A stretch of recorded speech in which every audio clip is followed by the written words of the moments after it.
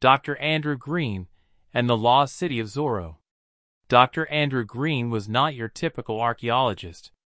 He wasn't a man who liked libraries or quiet study rooms. Instead, he craved adventure. Andrew was in his early 30s, with a bit of a wild streak.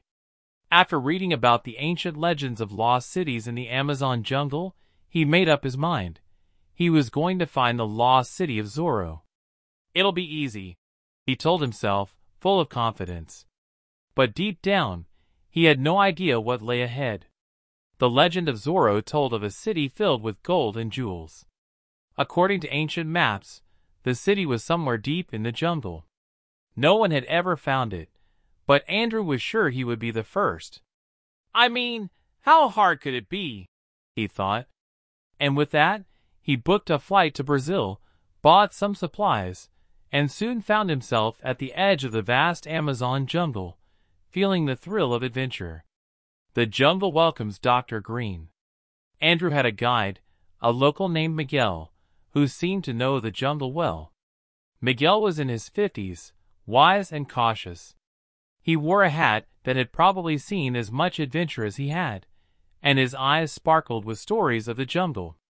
As they entered the dense forest, Miguel looked at Andrew and said, "You know, many people have come looking for the lost city, but none returned." Andrew just laughed, brushing off Miguel's warning. "Don't worry, Miguel. I'm not many people." He patted his backpack confidently, as if it held all the answers. As they ventured deeper into the jungle, Andrew began to feel uneasy. The sounds of the jungle were unlike anything he had ever heard. Birds squawked, monkeys chattered, and the constant buzzing of insects seemed to grow louder. "Are these bugs always so friendly?" he asked, swatting at a particularly determined mosquito. Miguel chuckled. "In the jungle, everyone's a friend. Or a snack." They walked for hours, crossing rivers and maneuvering through thick vines, when suddenly Andrew felt his foot sink into the ground. Miguel, I think I'm stuck," he said, trying to pull his foot out. Miguel looked down and grinned. Quicksand. First lesson of the jungle. Watch where you step." With a little help from Miguel, Andrew was freed, and they continued their journey. The Map of Mysteries. That night, they set up camp. By the firelight, Andrew took out an old, tattered map.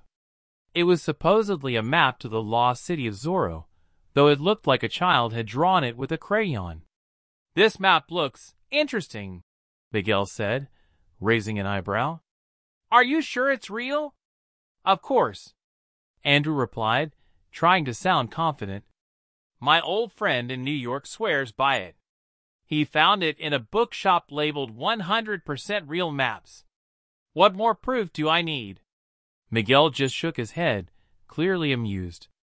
As Andrew stared at the map, he noticed something strange. There was a small symbol he hadn't seen before, a spiral drawn near what looked like a waterfall. He showed it to Miguel. "Do you know what this means?" Miguel's face grew serious. "They call it La Espiral. It's a cursed place, they say. Many travelers feel drawn to it, but none return." He paused, then added with a mischievous smile, "But I'm sure you're not many travelers, right?" Andrew hesitated, but then said, "We're going there first thing in the morning." Chapter 3. The Spiral Falls. The next day, after hours of trekking, they reached a waterfall. It was magnificent, with water cascading down into a hidden pool below. But something felt off. Andrew felt a chill, though the air was humid and hot. "So this is La Espiral?" he asked, feeling a strange mix of excitement and fear. Miguel nodded. "They say anyone who enters that pool will find their way to the lost city, or will vanish forever." Andrew didn't think twice. He handed his backpack to Miguel, who looked at him as if he'd lost his mind. Then, with a brave shout, Andrew jumped into the pool. He was instantly swallowed by the swirling water, spinning and spinning until everything went dark.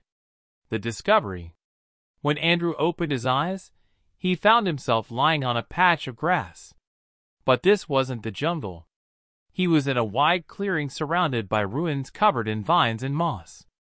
Statues of animals and strange symbols carved into stone surrounded him.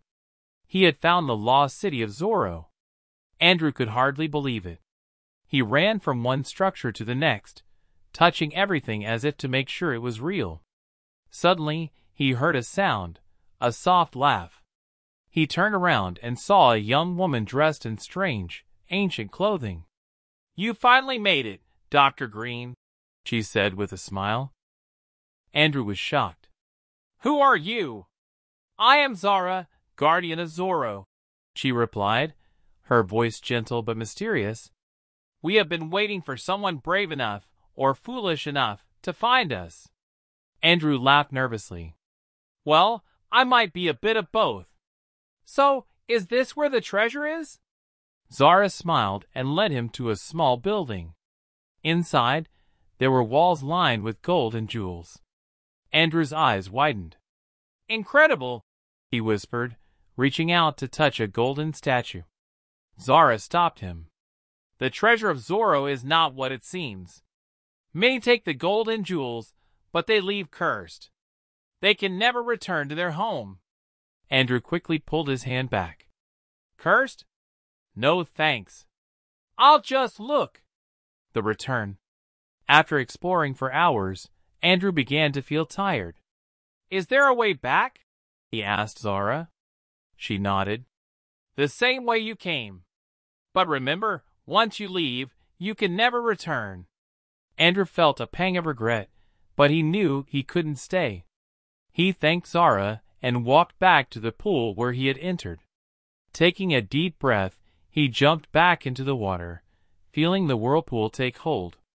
When he opened his eyes again, he was back at the waterfall. Miguel was waiting for him, looking both surprised and relieved. "I thought you were gone forever," he exclaimed. Andrew just smiled. "You wouldn't believe what I saw." They made their way back through the jungle, with Andrew recounting the tale of the lost city. As they reached the edge of the jungle, he looked back one last time, feeling a strange sadness. He hadn't taken any gold, but he felt richer than ever. The lost city was real, and he, Dr. Andrew Green, had found it. As they returned to civilization, Miguel turned to Andrew with a grin. "So where's your treasure?" Andrew laughed. "The real treasure is the story, my friend. And what a story it is.